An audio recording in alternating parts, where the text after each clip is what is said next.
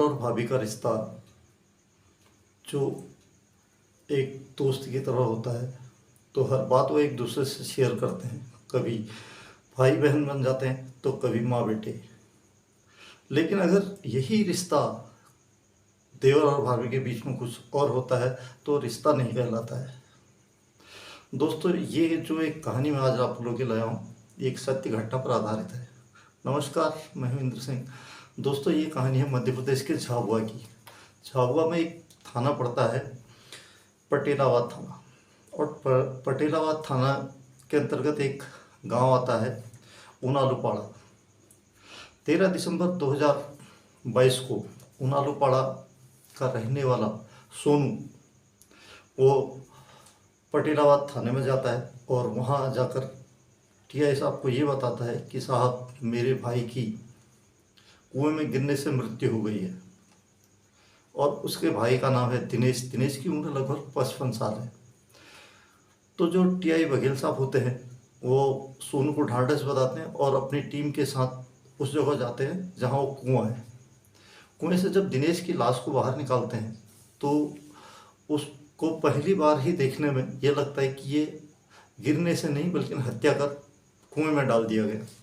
तो एफएसएल की टीम को बुलाया जाता है, पंचनामा भरती है और पहली दृष्टि में ही उसे हत्या का मामला बताती है। और फिर शव को पोस्टमार्टम के लिए भेज दिया जाता है। पोस्टमार्टम में भी हत्या की पुष्टि हो जाती है। जब हत्या की पुष्टि होती है तो ये जो दिनेश की लाश है सोनू को सौंप दी जाती है। सोनू उसका क्रियाक्रम करता है। अब जो पुलिस है उसको पहला शक सोनू पर ही होता है। उसका एक कारण है, क्योंकि जिस कुएं में दिनेश की लाश थी वहाँ से मात्र 5 से 7 मीटर की दूरी पर सोनू सोया था। तो उसको पूरी रात में ये पता नहीं चला कि उसके भाई ने या तो कुएं में गिर गया है या उसकी किसी ने हत्या कर दी है। तो पुलिस ने सबसे पहले सोनू को उठाया और सोनू से जब पूछताछ की तो सोनू कुछ देर तक पुलिस को बरगलाता रहा। लेकिन जब पुलिस ने अपने हिसाब से पूछताछ की दोस्तों, तो सोनू टूट गया। उसने हत्या का जुर्म कबूल कर लिया अपने बड़े भाई की। तो सोनू ने पुलिस को जो कहानी सुनाई वो सुनकर आप भी हैरान रह जाएंगे। सोनू और दिनेश 2 भाई थे और दिनेश की उम्र लगभग 55 साल और सोनू की 22 साल। और जो दिनेश की पत्नी थी दीपा, उसकी उम्र लगभग 45 साल। ये तीनों एक परिवार था, रहते थे और खेती करते थे। जो दिनेश था वो वक्त के हिसाब से, उम्र के हिसाब से अपनी पत्नी की जो शारीरिक पूर्ति है वो पूर्ण नहीं कर पा रहा था। और इसलिए जो दीपा थी वो 45 साल में भी अपने आप को 20 साल की समझती थी और उसको ये मालूम था कि उसके अंदर अभी वो आग बाकी है जो अच्छे अच्छे जवानों के ठंडा कर सकती है। तो वो अब इधर उधर ताड़पने लगी, लेकिन उसकी ये जो खोज थी वो खत्म हुई अपने ही घर में, अपने देवर के साथ। वो अब जो सोनू था उस पर नज़र रखने लगी। सोनू एक दिन खेत में जा रहा था तो उसने पड़ोस की एक लड़की से रास्ते में बात किया। तो ये जो दीपा थी, इसने, ये बदला हुआ नाम है दोस्तों, ये दीपा ने उसको देख लिया। और जैसे ही सोनू खेत में काम करके घर वापस आया तो दीपा ने पूछा, क्यों देवर जी, जुगाड़ हुआ? तो जो सोनू था वो शर्मा गया। उसने बोला, भाभी क्या बात कर रही हो, कैसी जुगाड़, वो क्या होता है? तो ये दुनिया भर की। तो फिर दीपा ने, क्योंकि दीपा को तो अपने जिस्म की भूख मिटानी थी, उसने सोनू से कहा कि ये सब कुंवारी लड़कियां नहीं करती हैं क्योंकि उनको डर रहता है। ये करने के लिए आपको एक शादीशुदा औरत की ज़रूरत पड़ेगी। तो सोनू ने कहा, भाभी आप कैसी बात कर रही हैं, मेरे को कौन शादीशुदा मिलेगी जहाँ से मैं शुरू करूँ? तो जब दीपा ने कहा कि मैं आपके सामने खड़ी हूँ, मैं थोड़ी कुंवारी हूँ, मैं भी शादीशुदा हूँ, तो सोनू एकदम सकबका गया। उसने कहा, भाभी आप कैसी बात कर रही हो, अगर भैया को इस बात का पता चलेगा तो काट देंगे। तो दीपा ने कहा कि ये हम क्या भैया के सामने थोड़ी ना कुछ कर रहे हैं। तो उस दिन से जो दीपा और सोनू था, इनका भाभी देवर का रिश्ता एकदम खत्म हो गया। फिर ये दोनों वहाँ से अपनी वासना की अंधी भूख में एक दूसरे से पूरी तरह से एक दूसरे पर निर्भर हो गया और एक दूसरे को दिल से चाहने लगे।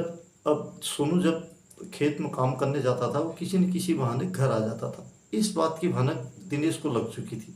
दिनेश एक दिन छुपके छुपा के सोनू के साथ घर आया तो सोनू को देखा कि वो उसकी पत्नी के साथ तो रासलीला रचा रहा है। तो सोनू को उसने कुछ बोला तो नहीं, लेकिन दीपा की खूब पिटाई कर दी और उसको भला बुरा कहा। उस दिन दीपा घर छोड़कर अपने मायके चले गई, और जब वो मायके गई तो दिनेश को तो ज़्यादा दुख नहीं था, उससे ज़्यादा दुख सोनू को था, क्योंकि सोनू को इसकी अब आदत लग चुकी थी। तो सोनू ने एक दिन दीपा को फ़ोन किया, अपनी भाभी को बोला कि भाभी आप आ जाइए। तो दीपा ने सोनू से कहा, जब तक तुम्हारा वो भाई दिनेश रास्ते से नहीं हटता है तब तक मैं उस घर में नहीं आऊँगी।